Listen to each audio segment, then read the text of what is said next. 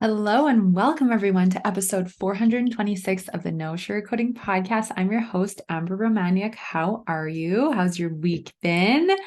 I'm really excited for today's episode. It was really inspired by a coaching conversation that I had, and I've had this conversation so many times. I used to be in this myself, and so I really wanted to dive into exploring what triggers the I don't care shutdown, right? That mentality where you go into just like, I just don't care, F it. And the first signs of fight or flight survival mode, because that's essentially what's happening, in ways to prevent the shutdown. Because even if we have stress and fight or flight, we want to prevent completely shutting down and throwing ourselves completely under the bus. I'm going to dive into that right away. A couple of things. First off, shout out to my podcast editor that has been editing this podcast for 8 years. We had a little Zoom chat and actually formally met, and he does an incredible job editing and ensuring everything is ready and always out to you on time and so organized. And he's in the Netherlands. And he actually just told me that I hold the record for all of his clients, that I'm the only one that shared weekly for 8 years, never missing an episode. And that's honestly just because I love recording this podcast and it's so easy and everything just comes from my heart for you. And if it can help you, have any form of hope, reassurance, love, like knowing you're not alone, giving you guidance and insight, this is why it's here. So shout out to him. He does a great job. And here's to the next 400 episodes, right? So thank you to my podcast editor. So final reminder today, if you're listening Sunday, July 16th, today's the last day for the birthday sale, 50% off everything in the online store. There are multiple masterclasses that are 50% off. There is the Body Freedom membership monthly or 3 or 6 month that you can do for 50% off. There are 2 new offerings coming end of August and October that are also intro, you can get 50% off now, early bird if you want to get them at the best rate. So Kick the Sugar is the 5-week course that's coming in October. So if you struggle with bad sugar cravings and want to get rid of them and want to balance your blood sugar and know better sugar alternatives and how to have balance with sugar, you can get in for Kick the Sugar right now for 111 USD. It's regular 222, and you get instant access to 4 epic bonuses that you'll get to absorb and use. That's going to help you start reducing your cravings before we get to October. The other one is skin. So understanding the roots of your acne and skin breakouts so that you can start clearing up your skin. And that's regular 88 USD, and it's on for 44, and that will be the end of August. Obviously, if you can't make sessions live, that's okay. Everything is recorded. You'll get lifetime access. There's also some self-study programs for emotional eating and hormone health that are there. So you can go and check everything out. The link is in the show notes at amberapproved.ca/podcast/426. You just have to use code Amber all caps 36 at checkout, and you can use the code as many times as you want. Okay. And of course, I'm also giving away a 45-minute one-on-one coaching session for everyone who purchases something. It's just an extra little, thank you. So you get your 50% off, and everyone is going to get entered into a draw to win that session. So each time you purchase something, so say you purchase one thing, you get 1 entry. You purchase 5 different things that are suiting your fancy, you get 5 entries. So check it out. I will draw the winner and announce the winner this week and get you in for your 45-minute session, and you can receive coaching on whatever you would like. Okay. So today is the last day. If you're listening Sunday, July 16th, the sale ends at midnight Mountain Time tonight.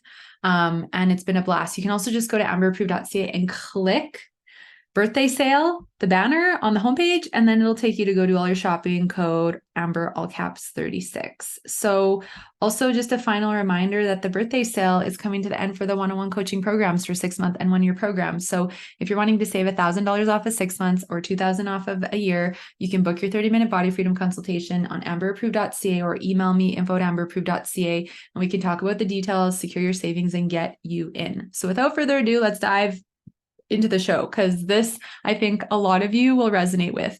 So how many of you have ever maybe you're get into habits of drinking water and you start eating more consistently and making more mindful food choices. And maybe you have a period of time where emotional eating settles down a bit. Maybe you get a little more into self-care, or your sleep improves, and then a stressor hits or multiple stressors hit. And then it's just you go into this overwhelmed state, you're exhausted, and you just shut down, and it's just F it. I'm I don't care. I just don't care. I'm going to eat whatever I want. I don't care. I'm going to emotionally, I don't care. I don't have time to eat or drink water. I don't care. I don't have time to do self-care. I don't care. Like, it's just this, I don't care shutdown. And essentially we shut down. And I talked to so many of my clients about this, and I used to be the exact same way. It's like, if stressors would ramp up, I would just be like, I don't care. And I would throw all of my good habits that I was working so hard to try and build out the window and just revert back to survival, which for me, in my survival mode, it was the binging and the emotional eating and using food to cope, numb, shove down my emotions and chase that dopamine reward, because it was such a quicker receiving of dopamine rather than like the slow build of serotonin and mood regulation when you're like just taking good care of yourself on a regular basis. And so I want to like break down and help you build awareness around what triggers this to come up for you, because the more aware you are, the sooner you can catch it and start to shift it. And if you've been in this habit mentality for years or decades, this may be a prime opportunity for you to reach out for support one-on-one or to explore some things in the birthday sale. I want to start creating smaller offerings like mini masterclasses and mini courses and small programs, that are really digestible, that really deal with mindset, because I feel like sometimes having something small to start with can be really helpful, and then expanding into, bigger, longer term, group programs and things like that thereafter. But I feel I'm just intuitively getting people want digestible things as far as like if you're coming into a group or a program with others. So if that's of interest, let me know, because I feel like the mindset is just such a big piece. So it's very important to understand, okay, well, what is this I don't care shutdown, right? What is it, right? Because I'm going to talk about the first signs of fight or flight and survival mode, but what really triggers the I don't care shutdown are a few things. Oftentimes, our nervous systems will be overwhelmed. Our cortisol levels will be very high. And when our cortisol levels are very high, we're constantly in fight or flight stress response. We're not getting a chance to go back into rest and digest mode. The body isn't getting that chance to regulate. The cortisol is not getting a chance to calm down.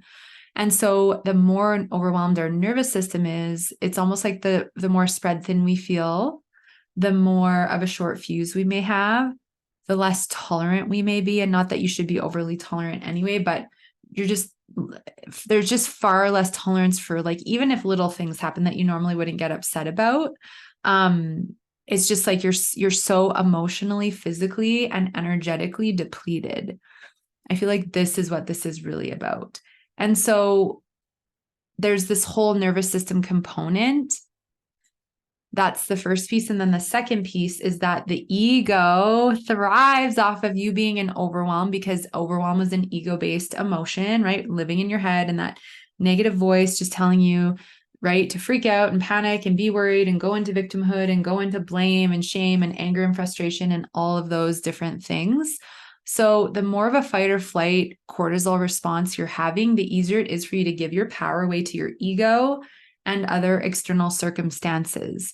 So that is because when our nervous system is really ramped up and you're in fight or flight, you're flooding all this cortisol and adrenaline through your body.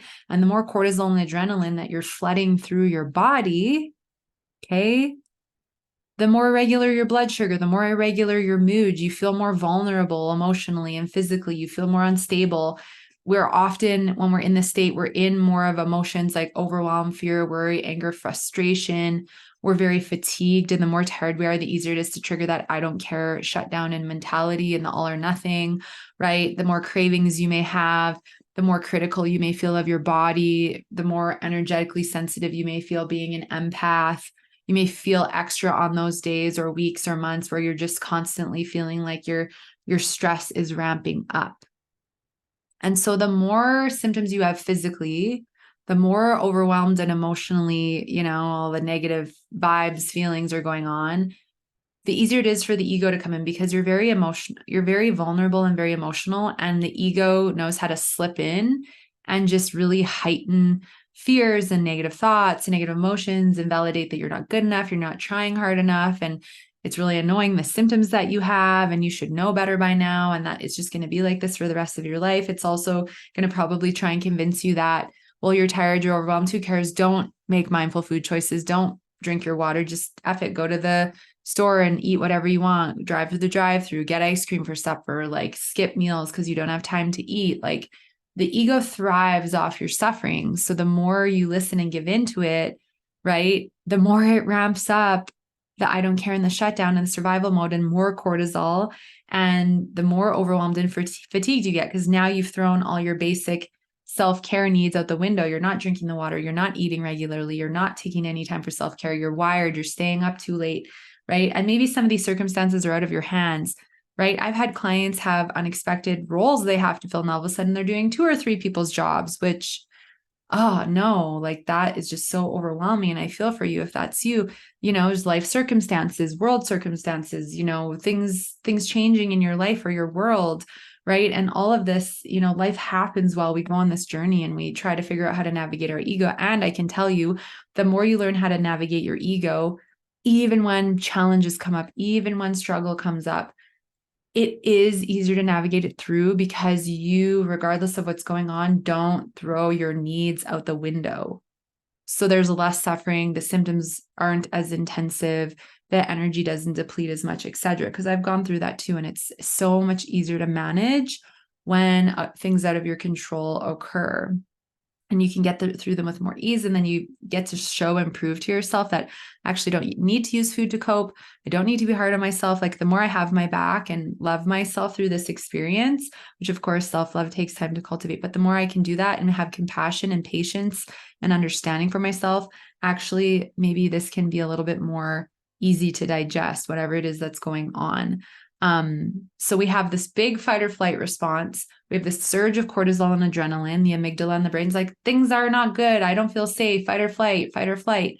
And then we have the ego that just loves to come in and just chip away at you emotionally, and tell you to throw everything out the window. And that self-care and hydration and good sleep and energy hygiene and healthy boundaries and all that is just a bunch of BS, and that you don't have time for that. And that you've got to, people please or prove or strive for perfection or whatever it is. And so the first signs of fight or flight or survival mode, this is really important to understand, because the more aware you are of these first signs, well, then you can really start to catch it and prevent from going in the full shutdown. So I feel like, if you're already in a state of overwhelm and fatigue, and does this sound like you? Can you relate to this? But if you're already in fatigue and overwhelm and you feel a lot of shame or negative self-talk, hatred, not feeling good enough, unworthiness, you're probably feeling like you're more often in this fight or flight survival mode. But first signs of what it can look like are, you obviously have something that occurs that stresses you out, whether you're a sensitive empath and you're feeling the collective energy, or you're stressed about money, or you're stressed about your body and your weight, or you binged again and you're overwhelmed about that and it's putting strain on your relationships, or you're stressed about your bloating and your pain and your symptoms getting worse and you don't know what to do. Or maybe it's like, I know that my binge eating issues and emotional eating issues are amplifying my symptoms, and that stresses me out because I don't want to make it worse, but I don't know how to stop. And that, my friends, would be a great reason to reach out for support if you're in that space.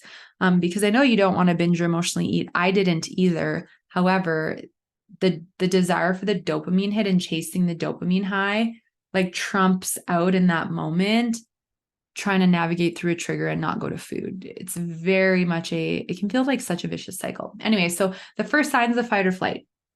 So you probably have some kind of external stressor occur or some kind of negative self-talk within you that makes you feel fear, worry, anger, frustration, sadness, grief, apathy, blame, judgment, the need for control, worry, whatever it is, lack.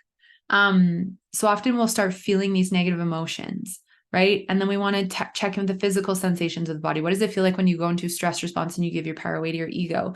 Does your chest get tight? Do you get anxiety? Does it feel harder to breathe? Do you feel more contracted and your shoulders come forward and you just feel tighter, right? Do you get a stomach ache? Do you get a headache?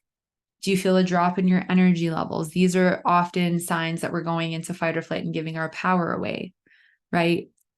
And as soon as we go into that fight or flight, we really go into a survival mode. And it's almost like a tunnel vision where we're like, okay, like all I can think of right now is how to survive through these emotions, these feelings, these circumstances.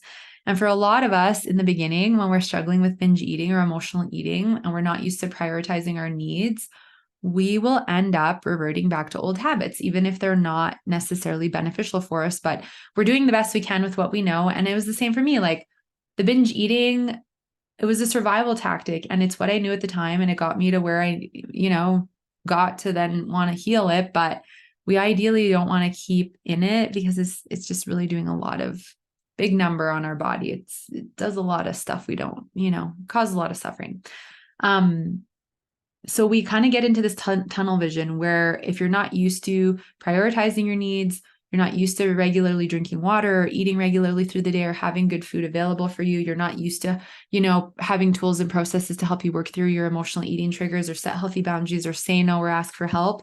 As soon as we go into this fight or flight survival mode, we will revert into more people pleasing because we're out of our power and we need validation from others. And we, especially when we're feeling out of our power and really emotionally vulnerable, we do not want to let anyone else down because we just feel more, it just would feel like more of a failure for us. So you may find yourself going into more people pleasing, overbooking, overcompensating, more proving, gripping for control, trying to control circumstances in your life with food or weight, or trying to control others because you feel so out of control emotionally, or maybe you're in lack and need. And this has been something that I've been working through internally because it's just all me is okay. If I feel I'm going into lack or need, instead of trying to like have some form of control, it's like letting it go and actually regulating my nervous system. And it's just processing and clearing, I think, a lot of collective trauma around this the last few months. Because like I said in last week's episode, it doesn't feel like it's mine.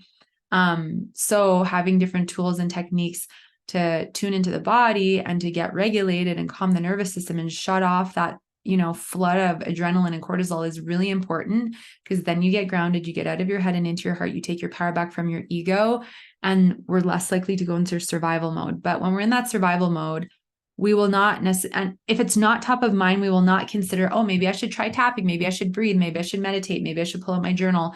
Maybe I should get out for a quick 5-minute walk or put my feet in the grass. Maybe I should reach out for help, right? We won't think about that when we're in this people pleasing, I'm not good enough. Like I throw everything out the window when I'm in this mode, right? We will not think about hydrating or having a nervous system calming tea. We probably will forget to take our vitamins. You may forget to eat for half the day or the whole day, and then you're so hungry at night, you just lose control and binge, right? Because you haven't set the foundation yet where your basic needs are anchored and a consistent habit for you to give to yourself. Now that you will get there with that, like I work with so many women who that's what we're working on. And as we get deeper into their program and the journey and situations come up, they're not throwing everything out the window, right? And there's way less emotional eating and binging happening. And they're like, it's honestly a turn off. They're like, I eat 1 or 2 bites of the food and I don't want it anymore. And that's a huge shift from like multiple days a week of going and having all the junk and just feeling like crap, right? So what we want to start to be aware of are these first signs physically in the body, the first negative thoughts and emotions that you're feeling, because these are the first signs of fight or flight and survival mode. And then the other thing that will happen is once you go into that fight or flight survival mode, like I'm saying, you'll get a tunnel vision, and then you will forget to do and even give yourself the basic needs. Sometimes, right? Maybe you're getting more into the caffeine, more into the sugary drinks, right? The comfort foods, whatever it is. Because we want that quick dopamine high. We want that euphoric, pleasurable moment because we feel so uncomfortable feeling what we're feeling. And maybe it's been going on for a long time. You're like, I just want to break from this. And so you eat to get the dopamine high, which only gives you that few minutes of pleasure, which isn't really like an aligned pleasure for you and your body. And then after you finish, there's the guilt, the regret, the anger, the disappointment, the shame, the frustration, the embarrassment, etc. And you almost just create more stress and more fight or flight for yourself.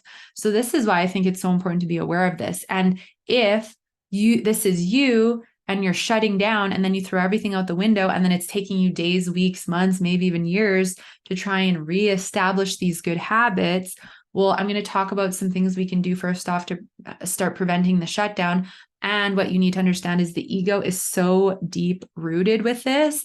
And sometimes having consistent support and accountability in a safe space is what we need, because the ego is so loud and the ego will continue to shut you down. And if you continue to let your ego call the shots, you will continue to let the ego convince you that you don't have time to drink water, you don't have time to eat, your triggers aren't a big deal, and that you need food as a crutch, that you're not good enough, right? To belittle your body for the symptoms you have, etc. And that's not you and your power. And that's not the true you. And it's harder to access the confidence, the love, the healing, the weight loss, the hormone balance, the gut balancing, reducing your cravings, accessing your intuition, and all these things if you're constantly in this fight or flight state, constantly throwing all your needs out the window. It's just like the honest truth, right? And you're human, and we've all had our moments. But this is why building a solid foundation is so important, because even if something comes up, you can keep giving to you, which is the key, that you have your back while you go through turbulent waters, unexpected circumstances, stressors, life changes, whatever it is. It's one of the reasons I record this podcast every week, is because I've got your back, and I want you to know that I'm here to give you reassurance and remind you and plant seeds just in case you've forgotten or your ego has been really loud. So ways that we can start to prevent the shutdown. The first thing is start to build a habit. What is a basic need that you want to make sure that you are so solid in that you barely even have to think about it? Is it hydration and making sure you're getting your 2 liters a day? Is it, okay, maybe your mastery with hydration? Maybe it's like you by accidentally skip a meal sometimes or every day.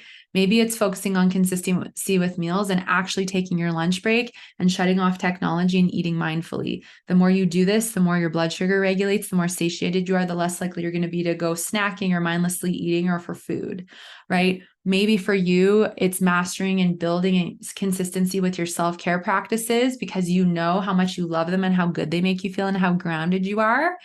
And when you throw them out the window, it just ramps up the survival mode and more emotional eating. And so maybe for you, it's like setting really solid boundaries and blocking off your self-care. Even if the time's different, that's fine. Flexibility is fine, but it's declaring, I'm important. This is an important priority. This helps prevent the fight or flight and the survival mode shutdown. And eventually over time, even if there is stress that comes up, instead of fully shutting down, you feel the stress, it doesn't feel good, it feels uncomfortable, that's fine. I'm safe, and I can keep giving to myself while I go through this stress. It may look a little different, but you're like, I am not throwing my needs out the window. I am not doing that. The more I can honor my needs while I'm going through this, the less likely I'm going to be to have insane fatigue and overwhelm and cravings and increased appetite levels, or be triggered to binge, or feel more inflamed or puffy, or have my sleep be interrupted. So it's really important that we start by picking one thing to really solidify and master. And if you're struggling with this, you know what I'm already going to say, get support, honestly, because the ego is really interfering with you in getting to this foundation of supporting your greatest good. And it is like, so much of this is mindset. And if we feel insecure, and we, you know, if you're setting boundaries or saying no or asking for help or blocking off things in our calendar, and, you know, you're continuing to put yourself on the back burner and saying yes to everyone else, not a lot's going to change. And this cycle continues, because we do have to be willing to baby step slowly and build, you know, up prioritizing ourselves. That is really important. And we do it over time, and we take your schedule into account, and life happens on the journey. I have clients that go through different things while we're working together, and, you know, they make strides, and then something comes in. It's like, okay, well, what are the few things that we want to focus on for now? And then once that thing is over, they can expand, right? It's really, you know, respecting where you're currently at, and also seeing, okay, what can we clean up and clear out so that you can feel more empowered? So I wanted to share that today. And of course, if this is really something you're resonating with, as I'm always saying, feel free to reach out for support, book your 30-minute body freedom consultation. You still have a little bit of time left to take advantage of the 50% off online birthday sale, and as well the 6-in-1 12-month coaching program savings. So if you have any questions about any of that, email info@amberapproved.ca. I hope you've enjoyed this. The show notes can be found at amberapproved.ca/podcast/426. If you have questions, feedback, podcast ideas, you can email me. You can also go to amberapproved.ca, take the free emotional eating quiz, and learn more about body freedom, and listen to every episode of the podcast. So I'm sending you all a lot of love. I hope you have a beautiful week. I'm cheering you on. You've got this, one step at a time. And I will look forward to sharing a whole new episode with all of you beautiful souls next Sunday. Take care.